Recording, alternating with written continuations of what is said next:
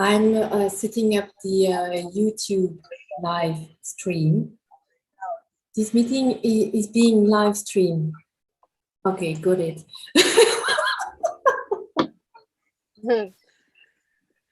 And you are live.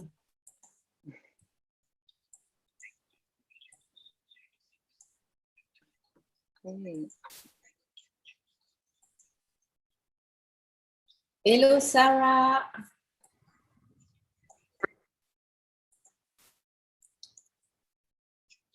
Okay, should we? Or Sure, we wait still 1 minute? Yeah, wait 1 minute. Okay. Welcome to Agora. That's when the waiting music would be Sam was supposed to do. But so there is no uncomfortable silence or and that's good. We have Sarah from Canada. Yoo-hoo! Violetta, where are you from? Can you type in the chat, where are you from?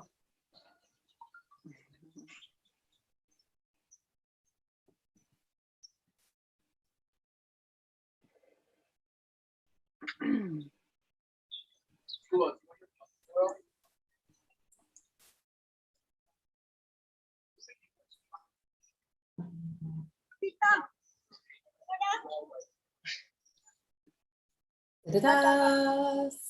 7:35. Let me check if I have any text message of people. I cannot log in. Otherwise, we should, oops, slowly but surely start. Let me check on my phone.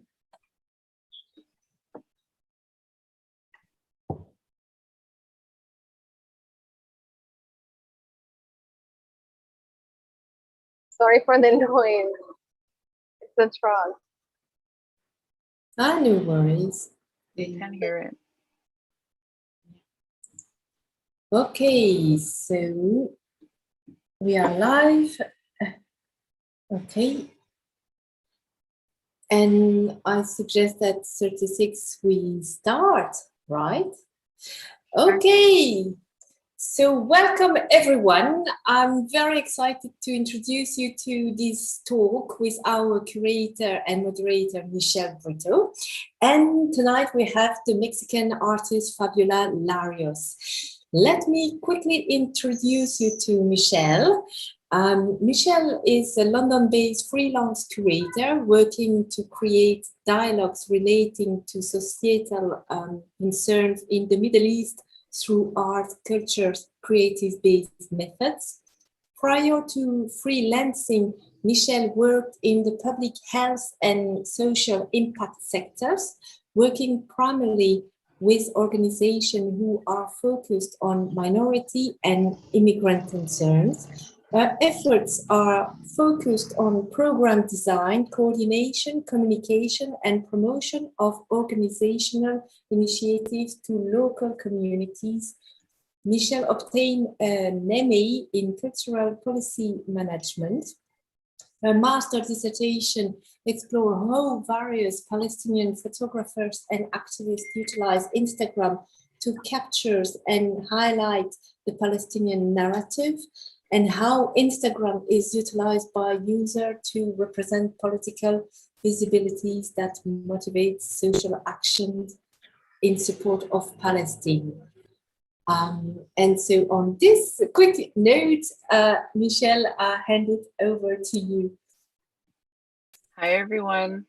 Thank you for joining us for this talk. I'm very excited to present to you a really amazing artist and machine learning researcher who's taught me a lot about AI and machine learning during our time together, Fabiola Larios.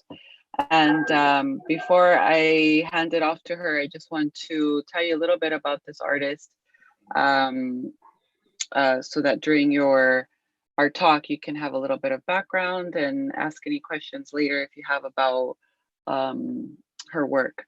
So you're going to hear us talk about this. Title of this talk actually is called MissUniverseGAN, Generated Beauty Standards. And Fabiola is, like Mimi mentioned, an interdisciplinary Mexican artist. She's from Mexico, currently based in Miami in the States. Her work tackles questions about identity, vulnerability, and the presentation of the self online. Through the use of machine training and information and image extraction, Fabiola asks us how we declare and maintain autonomy over our internet personas in order to bring attention to the seemingly daunting control the internet has over representation. Through her work, she plays with the dystopia of machine learning and the effects it has on the way people are perceived in real life. In doing so, Larios alters reality and presents fantastical images poking fun at the selfie and digital avatar.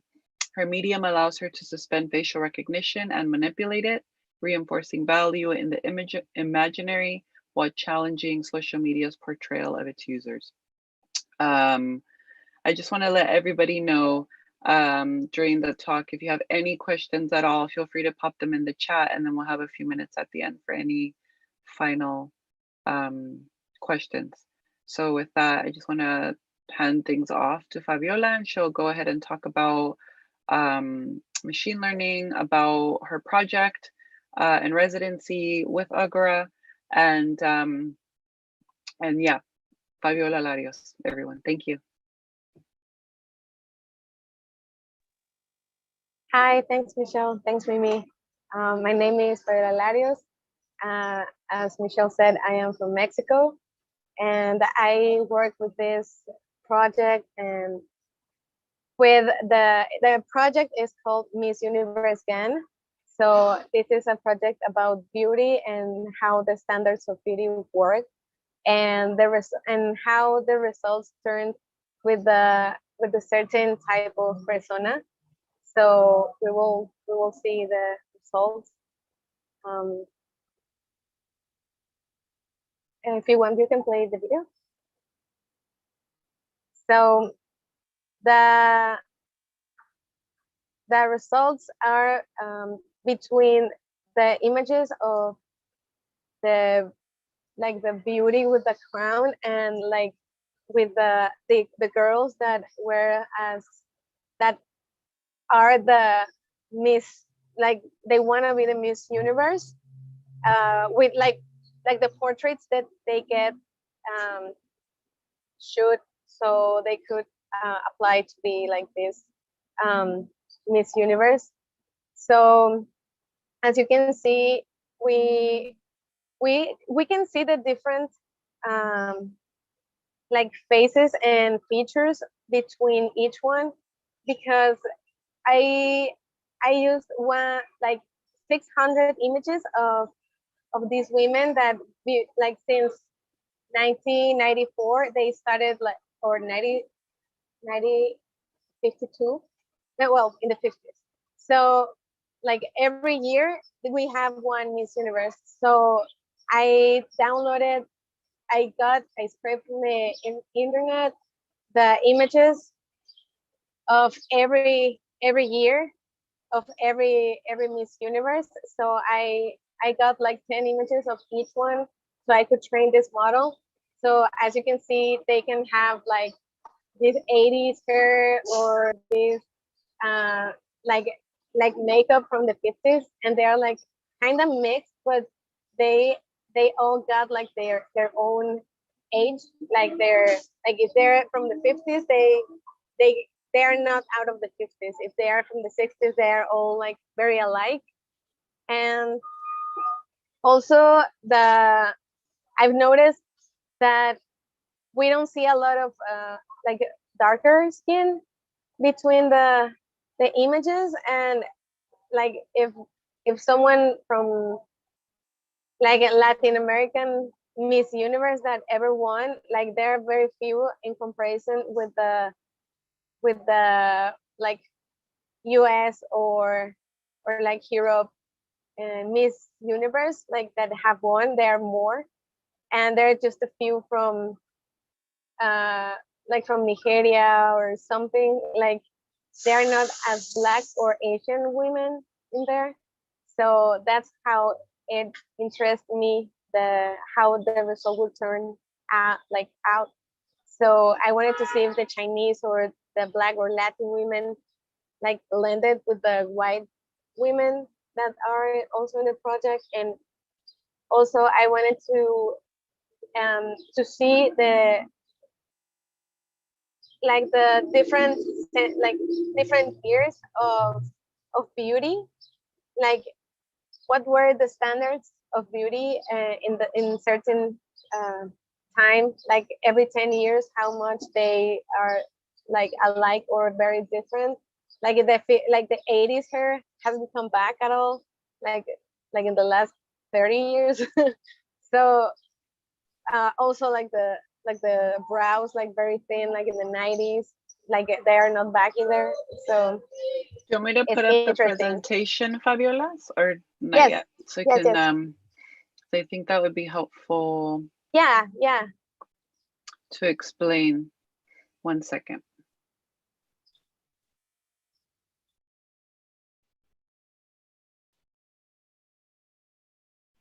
Okay, can you see? Oh, you're on mute. Yeah, I can see it. So the first image is like a blonde woman with like the kind of 80s hair, but they're like in this photo shoot where they preserve their features, like even that it looks kind of scary. I think she still has the features that makes her beautiful.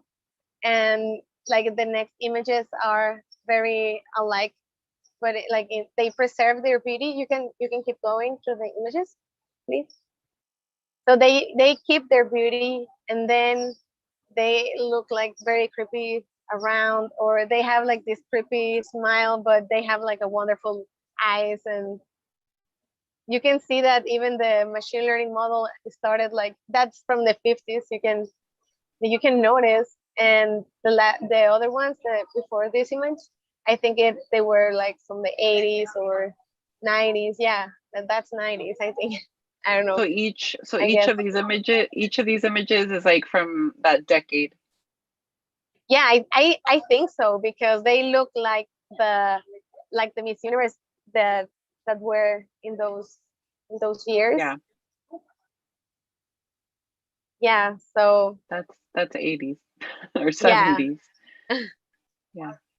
Yeah, but they have this wonderful teeth, and then you can see like the teeth looks like very weird, and like the position of the mouth, and like they look pretty, but they are not that like pretty. Yeah, There's just and then some distortion. So then it starts to change here, obviously, because this isn't. Yeah, this is a darker color in the girls. Like I think there are 4 darker girls, but yeah, the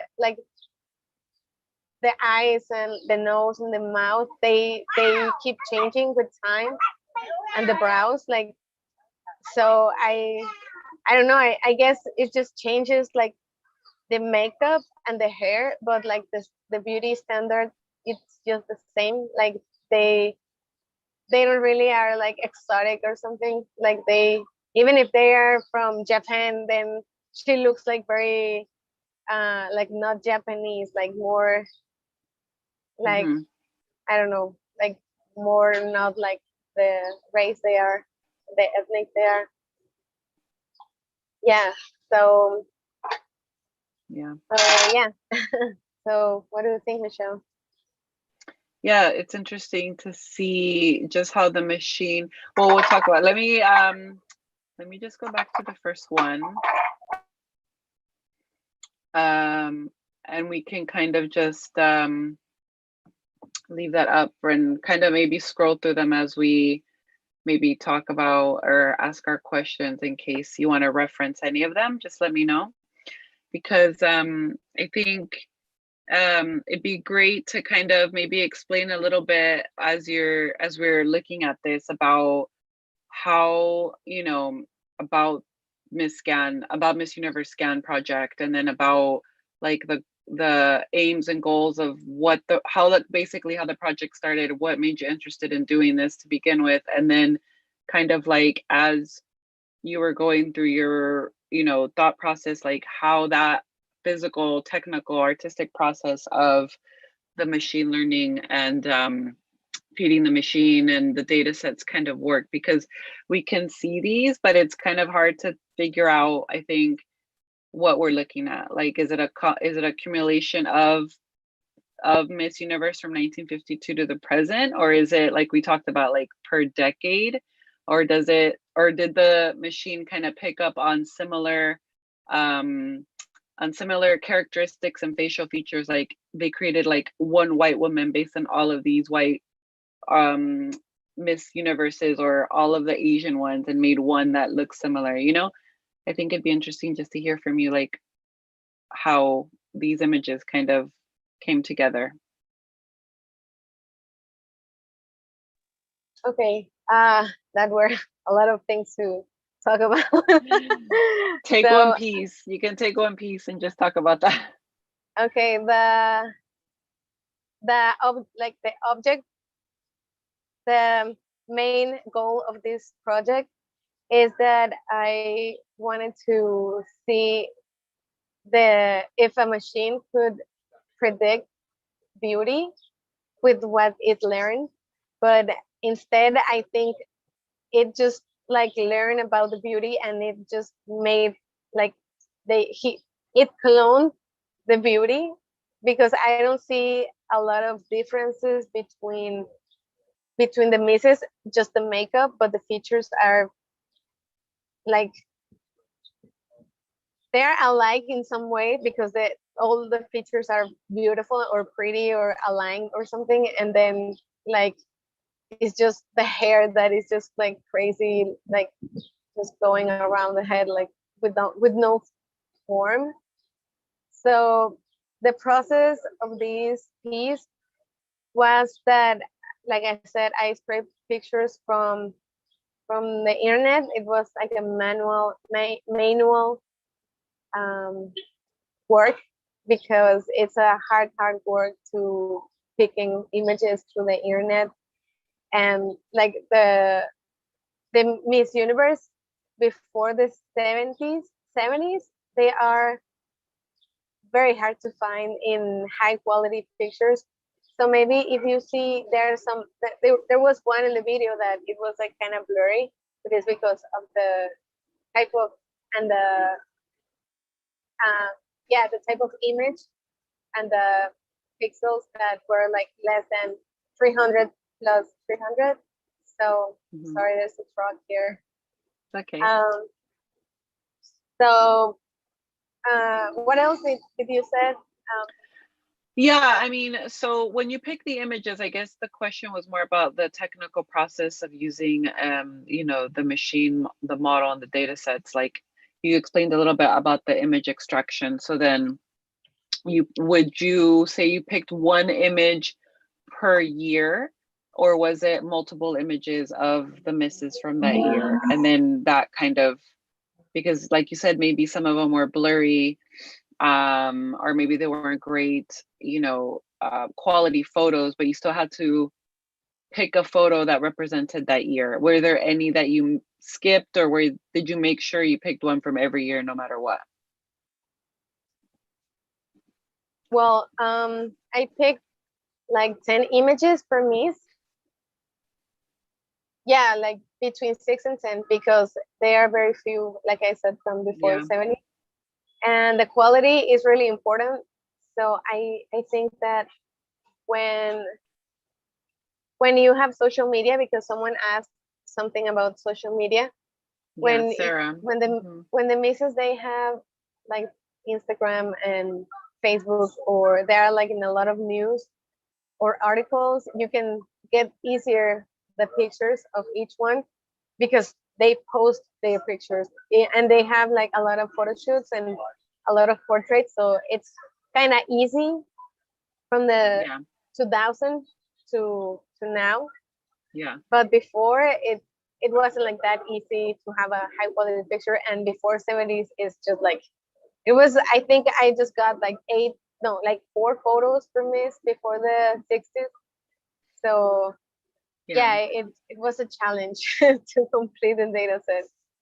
Yeah, because Sarah asked as well, like, yeah, like you said about when social media was more common, you had more, or when people first started to have television, like in the 50s or maybe 60s, because even when television came out, not everyone had a television. But yeah, when there was more physical representation, that's when the images started to kind of get a little bit more sharper. And then Violetta writes, also when plastic surgery became more common. So when plastic surgery became more common, do you feel like that's when the images kind of changed a bit?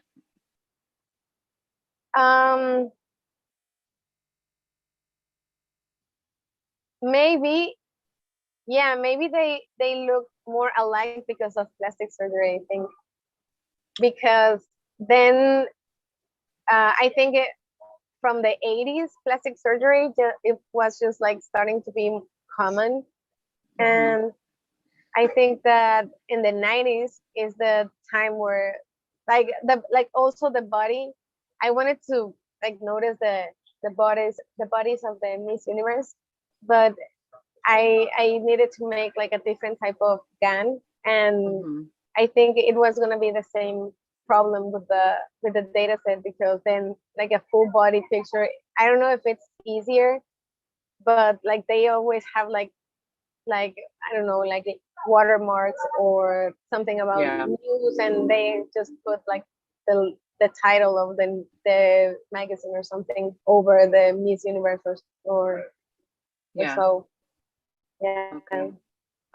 Sorry, Sarah was asking, oh, she said about the social media and television, that she was actually asking about how the beauty standards have changed because of those, not about like the actual images. But yeah, I think so I think from the results that you have had from the data sets and from the image extraction that you were able to get, we've come up with these images that we've seen. We've talked about a little bit about how they're representative of, you know, the beauty standards. What do you feel like the results ultimately like reveal about beauty standards? Like, are we trying to say that computer generated images of beauty is like, is this kind of like the beauty? Are we looking at the beauty of the future is what are we saying? Basically, when we talk about computer, you know, with AI and, you know, machine learning, like you know, because like Sarah was saying, like, I guess some social media and like filtering and plastic surgery, like, you know, you take all of these things and you can basically create some of these misses, you know, without having like a real idea of what the woman actually looks like. So are these kind of images revealing the future of beauty for us? Like, is this, you know, what we're going to see in the future, more of like a version created by technology?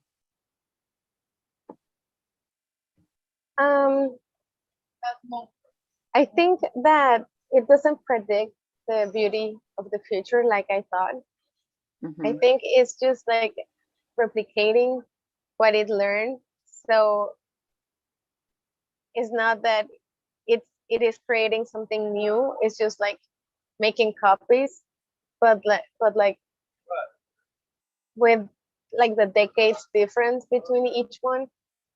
So yeah, I think the result wasn't what I expected, but I also liked it because my goal was like the prediction of beauty.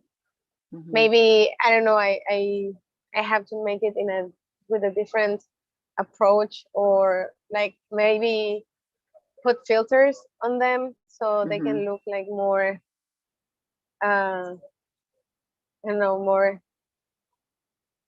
like interesting because of filters. They like everyone wants to wear one, you know, like like the project I made before, it was also with filters from Instagram, and I think also the filters, the new girls with filters and like with the posting their pictures in social media, the Miss Universes that they have actually social media, they're just like also wearing filters and a lot of makeup, and like they are trying really hard to be like perfect everywhere, and like trying to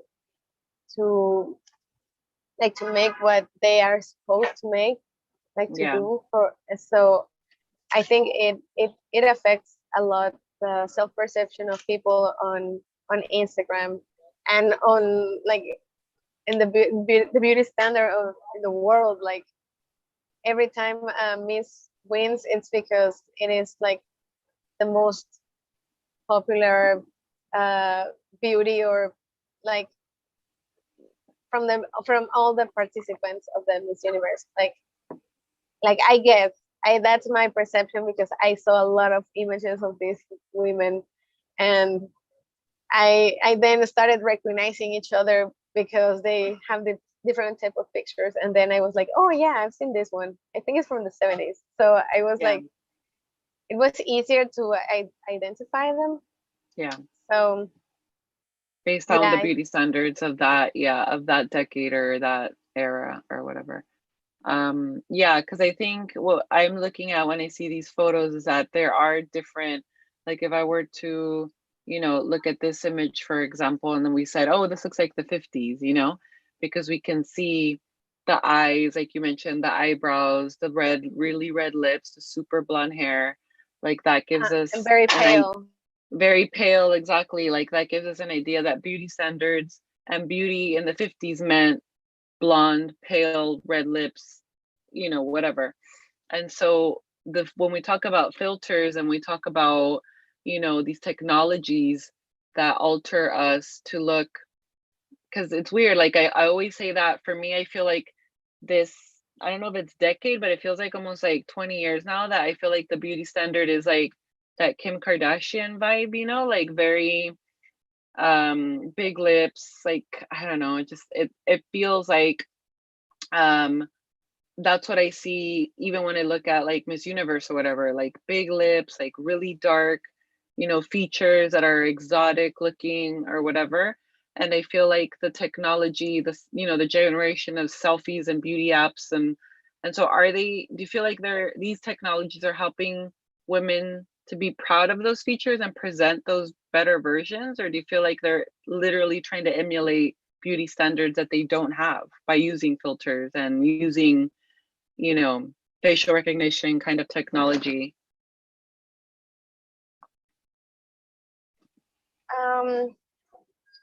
I think they are not a trend in like because of the filters, but I think they just wanna like look however the beauty standard of the year is, and like make it like stronger in themselves.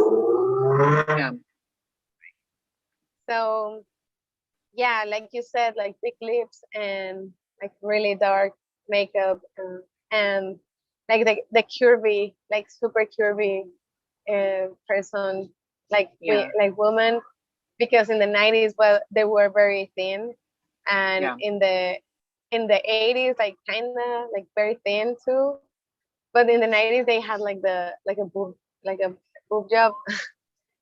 So so you can see like the differences if you pay attention in those details, that they're not on the Miss Universe GAN, because they didn't have like the full body, but of what from what I saw, I think is like a huge difference, the different type of bodies.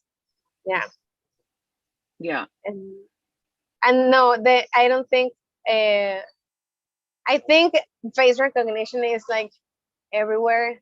Like it doesn't matter if they're Miss Universe or not, but obviously I guess we all know that the filters from Instagram, they also are for surveillance and face recognition. So we are all of us, we are feeding the face recognition machine learning models of the government to recognize each one with our social media. Oh no. So yeah. So my So question, I don't know, I feel like these so these, you know, Miss Universe, I feel like it's almost like a really outdated concept though, because you know, we have these like influencers and Instagram models that are kind of the new beauty queens, right? Like they're the ones that, like we talked about, the Kim Kardashian kind of type girls that like present to us the new image of beauty. So I feel like, you know, social media, especially beauty apps and places like that, are where women, young women mostly, I mean, I'm sure there's some men, but mostly young women go to for their, you know, for their basically their ideals of beauty. And it could be a good thing and a bad thing, because then you can get someone that is just a normal natural person that is really representing themselves online, and you can see that and think, you know, wow, she has like 30 million followers and she's normal, whatever. Or it could be a negative thing, like you mentioned, and we see a fake version of this beauty queen on Instagram and think, wow, she's a beautiful person, but she's under all these filters and whatnot, right? So I feel like do you think that Miss Universe will, the actual Miss Universe, do you feel like those concepts of how we view that type of woman, like, no, you know, like a global beauty standard, is slowly shifting away from this type of woman to like the more everyday woman that's online? Because I feel like I look at these images and I'm like, wow, this is one, like Miss Finland, like, okay, like that's, you know what I mean? Like she's just, she's not representative of like a bigger picture because she's one, and that's, you know, that's like a not a global perspective. So do you feel like it's a positive thing that it's happening like this? yeah, I think I'm happy. Maybe the Miss Universe is like a little from or for boomers, because like you said, influencers are really really a thing for people now, like YouTubers or Instagram influencers. So I think But like they can reach more people than the Miss Universe. Maybe some influencers are more recognized or more known in the world than the name of the Miss Universe or even her looks. Like, yeah, Instagram, like internet people are taking over like the the like uh, um the old entertainment or like yeah, for fashion or something. Like, yeah, they're yeah, the new model. They're the new models, like the new Kate Moss and Naomi's and all that, right? But yeah. my thing was like, well, if they're also not really representative of like a real person because of these technologies and AI and filters and stuff, is it something that's kind of dangerous for us to look at as real, you know, beauty? Because underneath all the filters and makeup and, you know, the fake lives, because a lot of these women like represent themselves to be something they're not all the time, is that something that you feel is harmful, like to our self-esteem, to our society, to women, you know, to be looking as an example of beauty, you know, from here to the next generation? Yeah, wow. um, Such a long question. I know. I like But your question. yeah. So I think beauty standards are hurtful because then like always a new generation is gonna feel like less than what they are on how they look, because there's always like someone better, beautiful, cuter, pretty than you, and Mhm. like people don't embrace themselves like as much as they should, like their looks and how comfortable they are in their own skin. So yeah, I think it is not like good like the Miss Universe concept or the filters influencers that they take like over the beauty because of these exaggerated like features of the from the lips. Like they all look very alike because of the type of thing that they do, like with the fillers and with the like the mouth, like how they fill the mouth, or how they, I don't know, just like get a lot of botox like around. And like I don't know, I don't see that kind of thing in the Miss Universe, like the real girls, not the not the gun. I'm sorry. I think, for instance, like you know, like, so I think one thing about social media and about beauty standards on, you know, socials and a more computer-based beauty is that, like you mentioned, like from the Miss Universe from 1952 to maybe the 90s, there was mostly like white, blonde, or that type of woman that was representative of, you know, of, yeah, like a queen, like the ultimate beauty standard.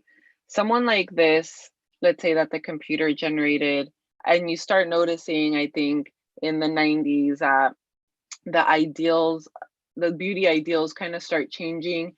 And I don't know if it's because they actually started changing or because they started not, maybe they started maybe receiving complaints that there wasn't inclusivity and diversity, you know, in, like you said, like these concepts of beauty, that everyone's different. So I think even though, like, let's say you create something like this and you're like, oh, okay, so now the feature started changing, the machine is recognizing that there's diversity, and you know, trying to create diversity and inclusivity is really difficult when you're trying to, you know, generate it online, obviously.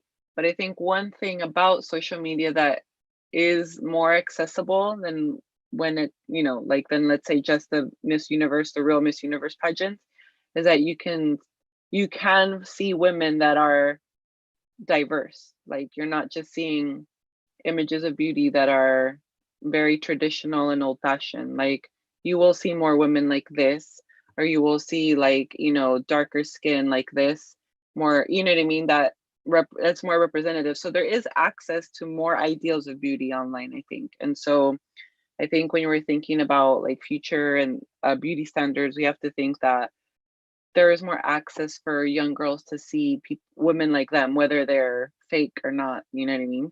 Because if I'm watching the Miss Universe pageant in the 80s and I keep seeing women that are blonde winning, then I'm gonna think, oh, I'm not blonde, I'm not beautiful, you know? So that's one thing that I thought of. I have a question. I'm just gonna answer the questions as they come on because I know we're talking about it as we're going, but I have a question from Ivana.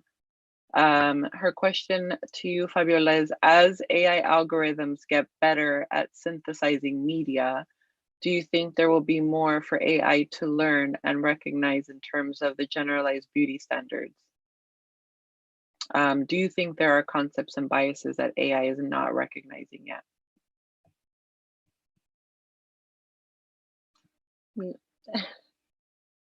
Mute. Mute. Sorry. It's okay. Yeah, I think that we can see that example in TikTok because they are not inclusive with people that are fat or like not attractive, like attractive, and they have like this type of features that they use with, like they use face recognition, and then they can, like they can know how close your eyes are, how big your jaw is, so they can define what is a beauty viral woman that it's gonna hit the TikTok. Like if you don't like if you don't are from those kind of stereotypes, then you don't fit in TikTok. It's harder because if it's funny, Really? then you can fit, but if it's just for like showing yourself, then it's not that easy. How do you know this So though? Like, how do you know that their algorithms are based on if you're attractive? Like, has there been like research? yeah, there was this article that, and a lot of people like talk about that in articles in, like, I don't know, Medium maybe. So I read it, and then I saw a video of someone that was like working with that subject. So yeah, that it's stuff that I read, and then you can figure out like what kind of algorithms exist in social media if you just Google it. Like, Yeah. so you can also Google like beauty standards TikTok, and then you will see like everything I said is like online. Like, not, I think maybe it's not that popular, but Yeah. I think it's important. So then the second part of Ivana's question was, do you think there are concepts and biases that AI is not recognizing yet? So I think maybe what we talked about earlier was like about diversity, inclusivity, maybe, or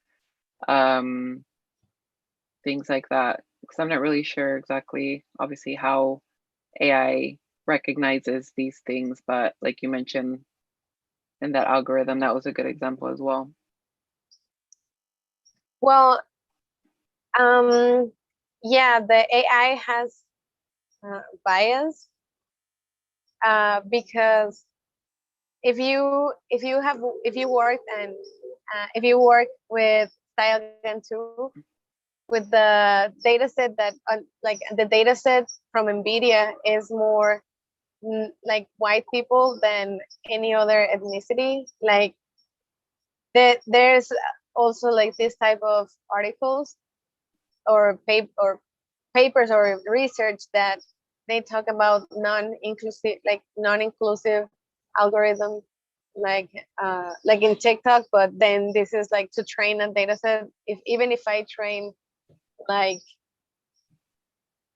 the diverse images, it may not like it will not create as I think, like how they are. I'm sorry.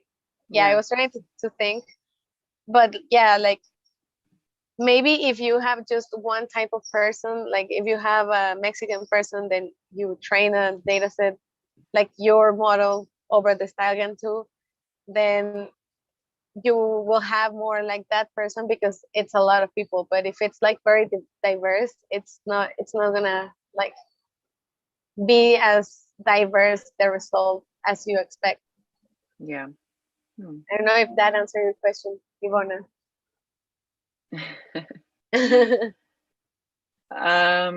Yes, it did.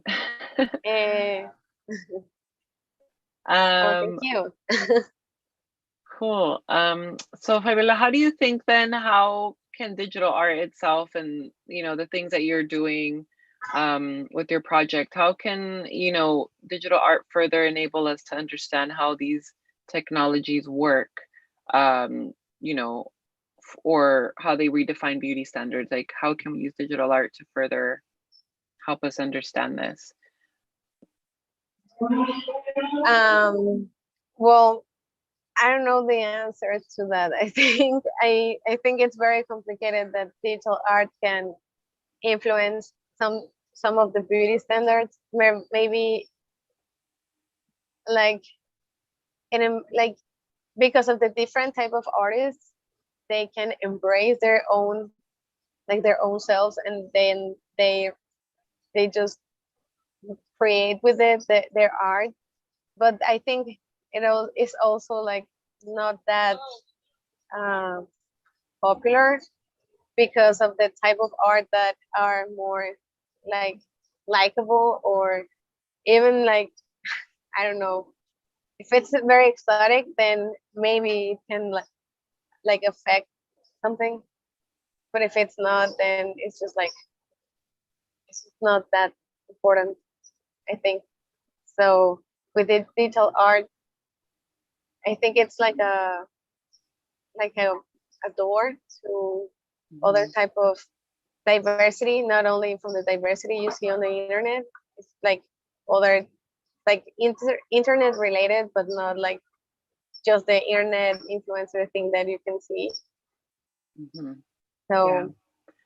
So then how do you feel like you became, because your other project that you had, Internet Humans, was also, like you mentioned, about filters and the selfie. How did you feel like your practice started becoming, how did it start like integrating AI with things like machine learning and beauty, identity, self-representation? Like, what about that did you feel like machine learning could represent really well? Like it, or is it something that you just feel like, oh, you were interested in at the moment and that was the reason?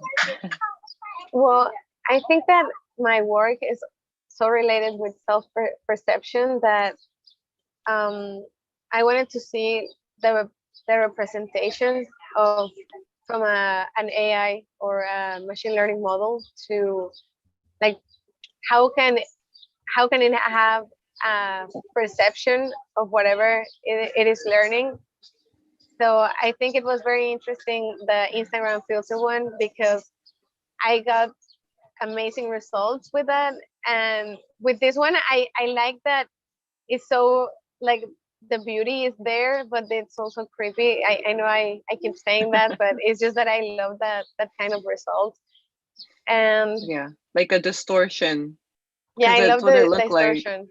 Yeah, Yeah, like I also wanted to make them like I wanted to destroy the beauty with the algorithms. So I started like making more yeah, the truncation, that is like the level of distortion of the image.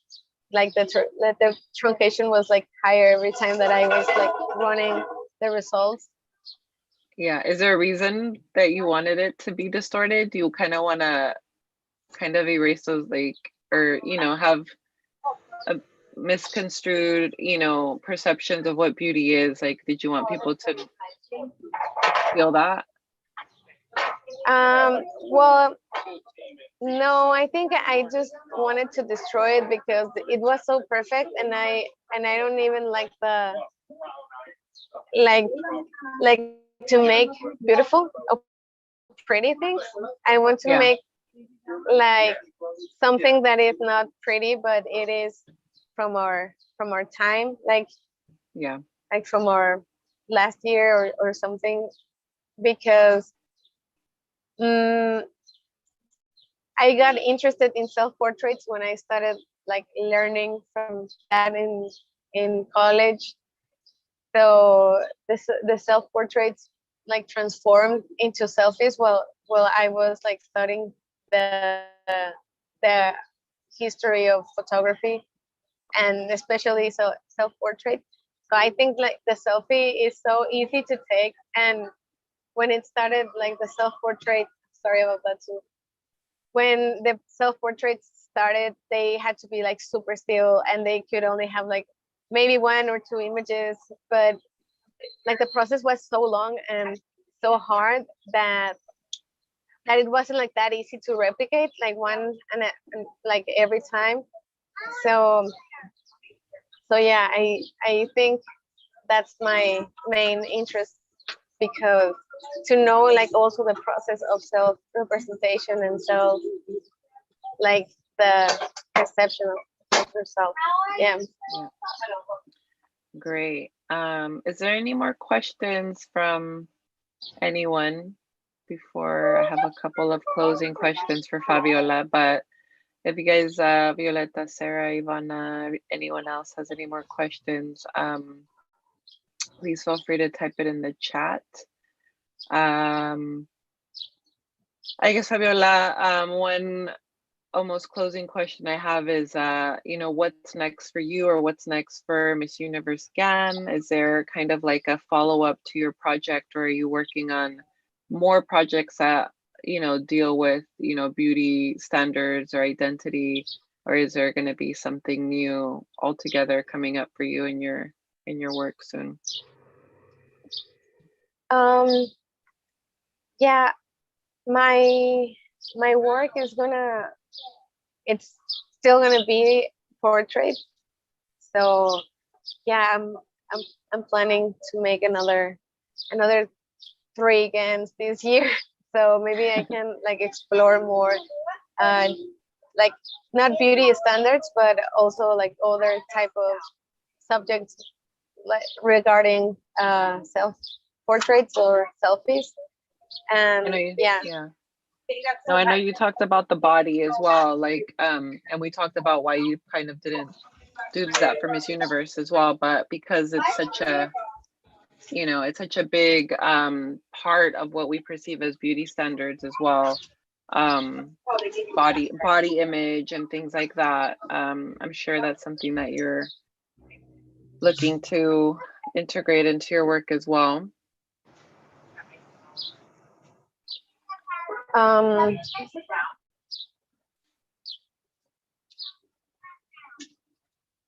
sorry. There was so loud that I tried to catch it, but I couldn't. No, don't worry. No, I was saying, yeah, about your work and how you're following up, you know, with not beauty standards per se, but more portraits and stuff. And I was asking, I know that we talked about like bodies earlier and why you didn't put them in for Miss Universe, but is there any part of your work where you'll kind of reach out into more of like body image instead of just portraits, or you like sticking with like portraits for now? I think I'm just gonna stick with the portraits because I really like more of like the face of self representation than like the whole body. I don't know why, but I feel more related to that. Yeah. So yeah. Cool. And then I just have a final question. And everyone, from when this year's Miss Universe came out, it was Miss Mexico won Miss Universe.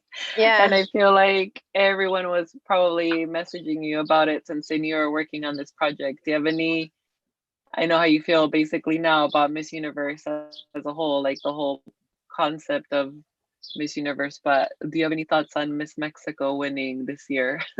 Was that kind of like the perfect? Yeah, she has the perfect features, but I like that she was like not white, like she's like kind of like darker color. So I think I like that. I don't know like anything about like which country should win over like the Miss Universe. So yeah, I am proud of Miss Mexico being Miss Universe. Yeah. I just for everyone else, like I'm not like, I wasn't born in Mexico, but I'm Mexican American, and I feel like people I had a couple of friends for some reason message me. I'm like, I don't care. Like in a sense of like, I think not that I didn't care that she won, but I think Miss Universe is such a like really old, antiquated ideal and concept. Like measuring someone by their beauty standards is like just almost insulting.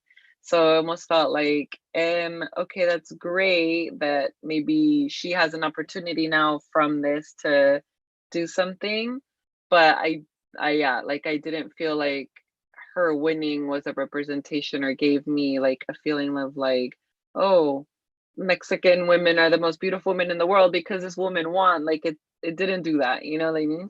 So I was wondering, because we were working on this project, if it was something that made you, you know, think about self-esteem and just beauty standards from that perspective, but it didn't for me.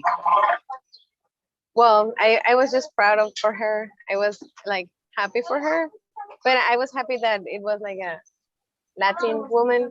Like yeah, they like it's like you said, like antiquated and old, but like I don't know, maybe Latin American people need voice in more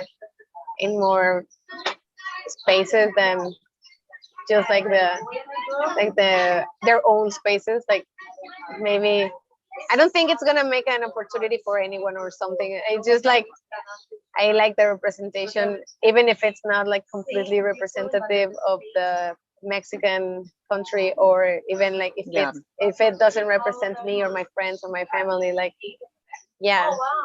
Yeah. Yeah, I thought that if it was maybe like indigenous Mexican, that would have made me feel a little bit better about it, because then that would really be a representation of what Mexico is, no? But then you're right, I didn't feel like either near here nor there. But anyway, I think that's all I have. If anyone else has any questions, let us know. If not, Mimi, I think we'll hand it back to you. Well, thank you so much for your hard work for this new project. I was very excited to have you around. Sorry for this. For this residency, sorry. So yes, well, the beauty standards are always kind of dictatorial, I guess.